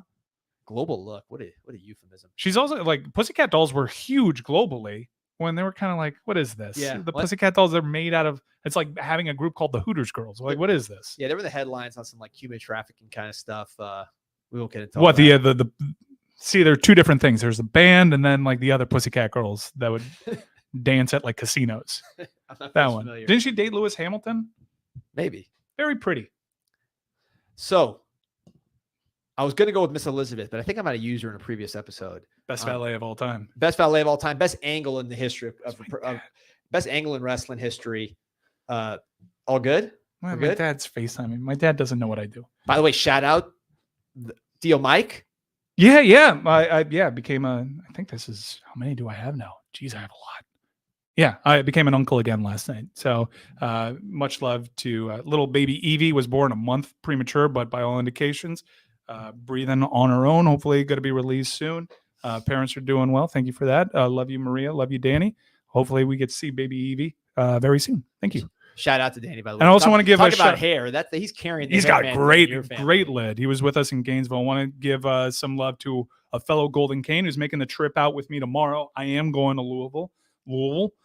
It's actually been pointed out that I've been to every Miami game this season. There you go. Well, I love this program. Live and die for it. It's a annual Golden Cane strip. Hopefully, we can buck another one of these traditions that we've been bucking all season and win a Golden Cane strip. Dangerous one to pick, but Chee's birthday this week. Shout out to partner. Your buddy. Man. Yeah, he's a big supporter of ours. Always going to the Golden Cane strips. A Golden Cane, like I said, proud supporter of the football program, the baseball program. Want to give him a happy birthday flowers. Thank you, heck of a box-to-box midfielder in FIFA.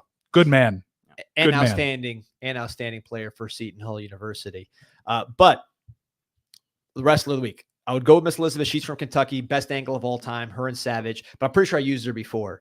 So I'm going to pull a little string here on the most iconic person to ever, step foot in the city of Louisville. Of course, Muhammad Ali, the Louisville Lip. Hey, the icon. Love it.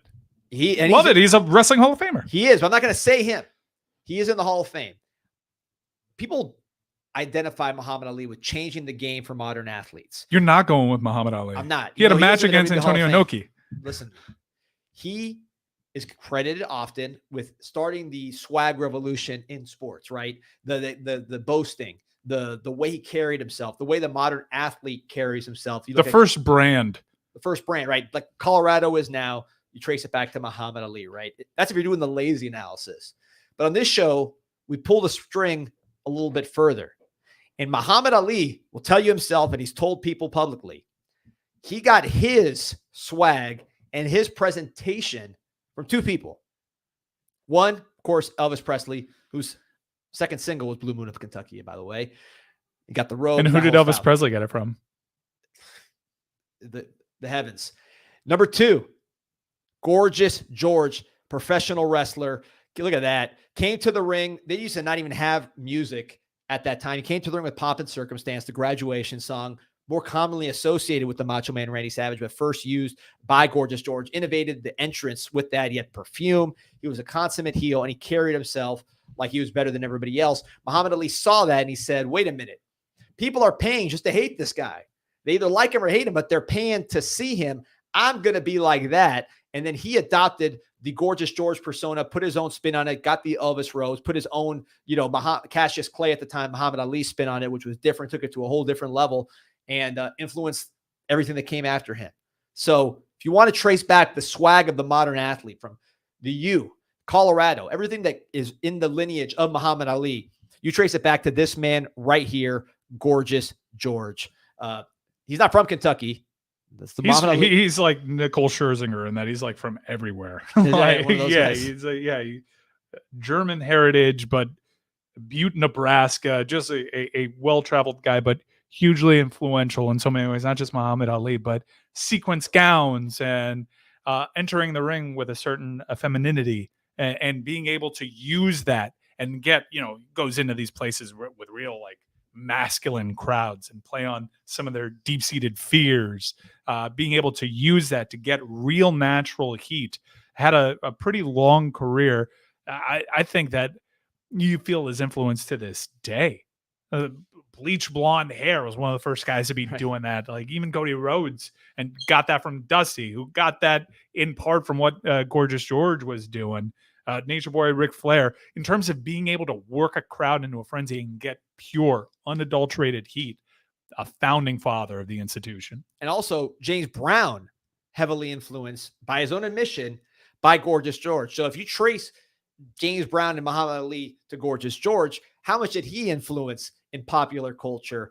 These are the stories they don't tell, but that's what we're here for on the Canes Insight Daily podcast with Mike Ryan, breaking down how pro wrestling impacts our culture. And on the side, we talk about the matchup on the outside for the Miami Hurricanes at left tackle. And we gave a real good breakdown of the Louisville opponent this week, I thought.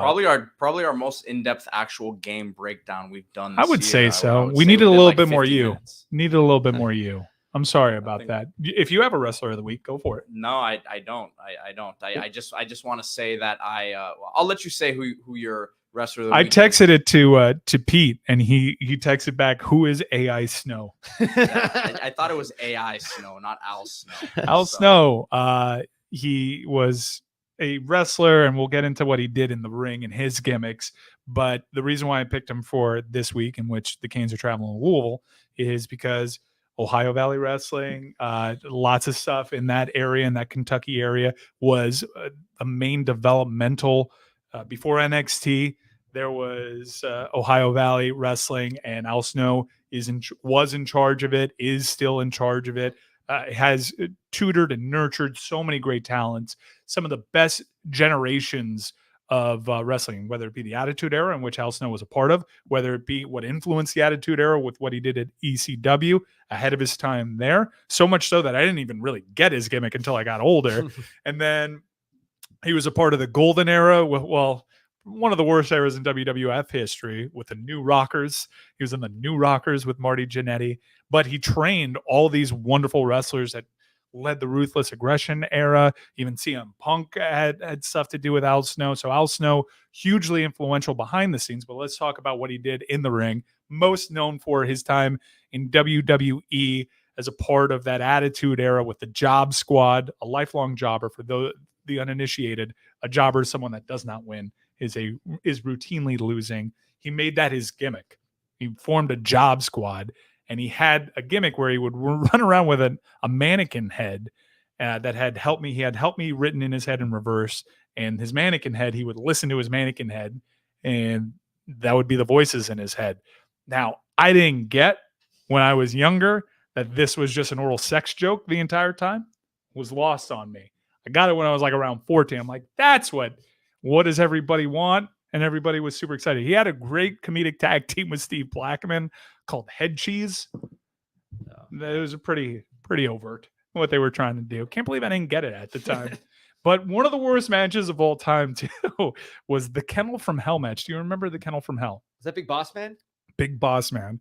Al Snow somehow got them. They don't just greenlight a Hell in a Cell for anybody. They greenlit a Hell in a Cell match. It wasn't just a Hell in a Cell. You have the ring. The ring is surrounded already by a cage. Then you put the Hell in a Cell around that, which is a much larger structure. But in between, what do you think is there? Dogs. Vicious canines. vicious canines that would be trained to attack anybody like a lumberjack match. If they were to go outside, there'd be dogs there. That's what made it the kennel from hell. However, dogs weren't very well trained. They were crapping and peeing all over the place and not really doing. You had guys running away from vicious killer dogs that looked like playful puppies in there. Just a terrible match. And what I remember the most unfairly about Al Snow's in-ring career, but a great gimmick, got that over, got ridiculous things over. And that's a really hard thing to do. This guy was given lemons and he made lemonade out of it, became being a jobber cool. So credit to Al Snow, whose influence behind the scenes outweighs what he did in the ring. What he did in the ring was maximize his own talent and maximize the gimmicks that he was given. You got me on a history. I didn't do my history note of the day. So follow me here. The whole idea of the match with Big Boss Man, what started the feud? You left out the most important part. I forgot. Oh, okay. Didn't someone? Wait, hold on. So what started the feud? Did he kill a dog? Listen, what started the feud between Al Snow and Big Boss Man? The reason it was a kennel match was because Big Boss Man killed Al Snow's Chihuahua. That's right. And fed it to him unknowingly. Oh, that's right. You may have, this is actually a theme, a motif that goes back to ancient Persia, where the Median general Harpagus, he's doing the thing, where the Median general Harpagus was fed his own son unknowingly by his rival.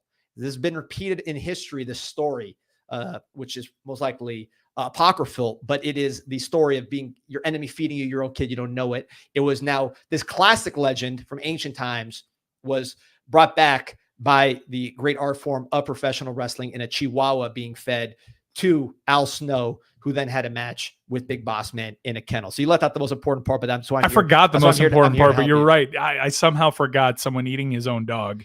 But I was an ECW guy in this era before to me, Al Snow really I associated more with ECW because he came in, you mentioned the mannequin head. And what would happen was you'd go to these matches. I would go to the Florida War Memorial in Fort Lauderdale, and we had these like styrofoam mannequins. Yeah, you did that? I had it. Real dramatic images with that, with the crowd. I had it in my house for like until I was like, you were an Al Snow guy. My wife saw the mannequin head and she's like, what the hell is this? Why do you have a styrofoam head? Did you get what you were doing at the time?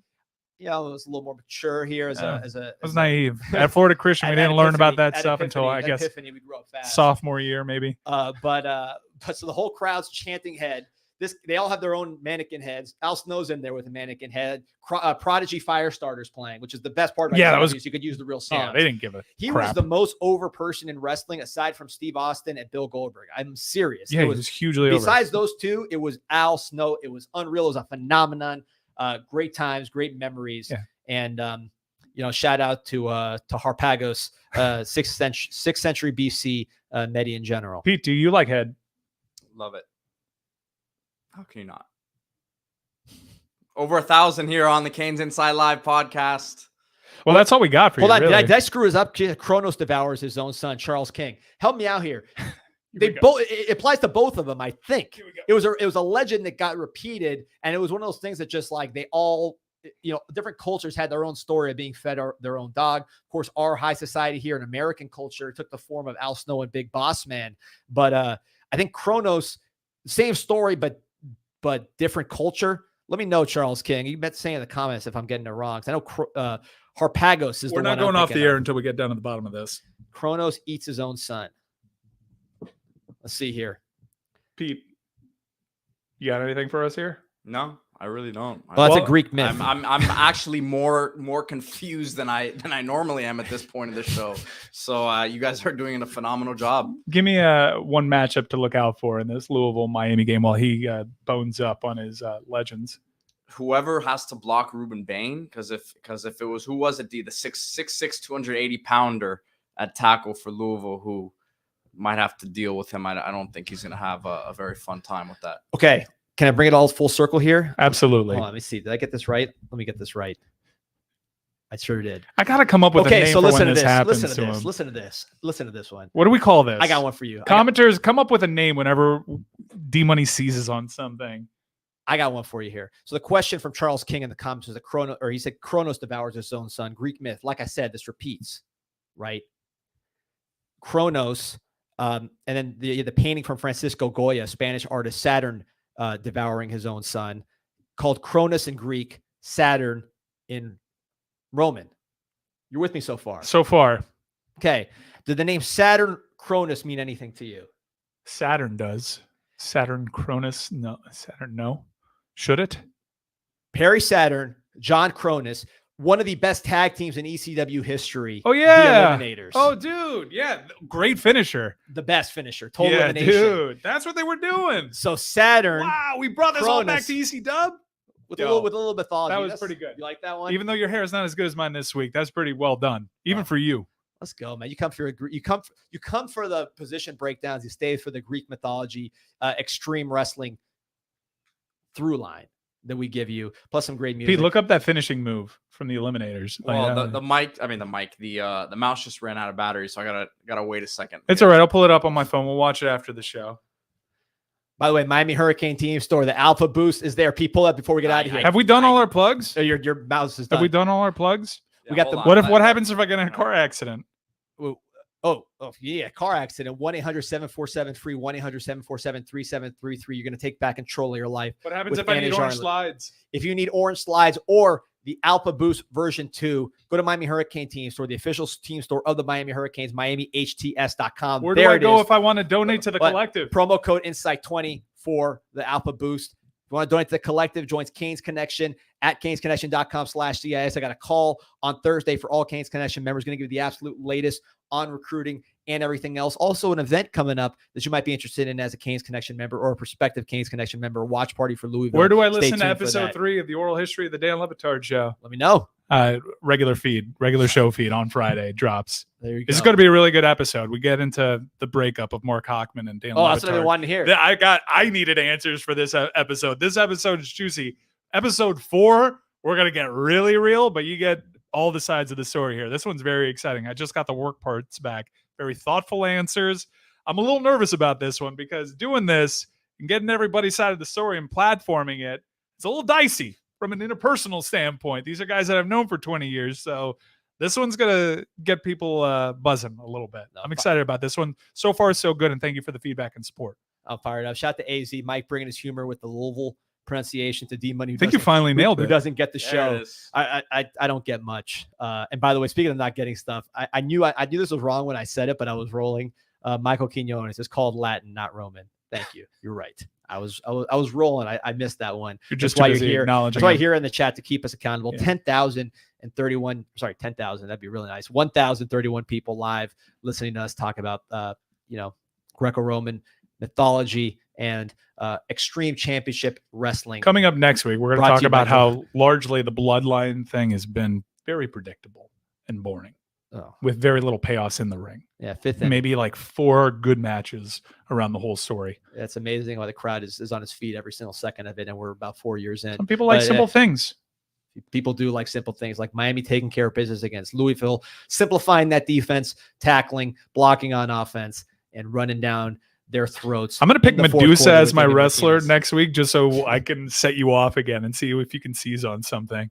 We'll find something. Remember to like this video and subscribe to the channel. We will be back tomorrow as we are every Monday through Friday. Go Canes. Go Canes. Pete, hop out.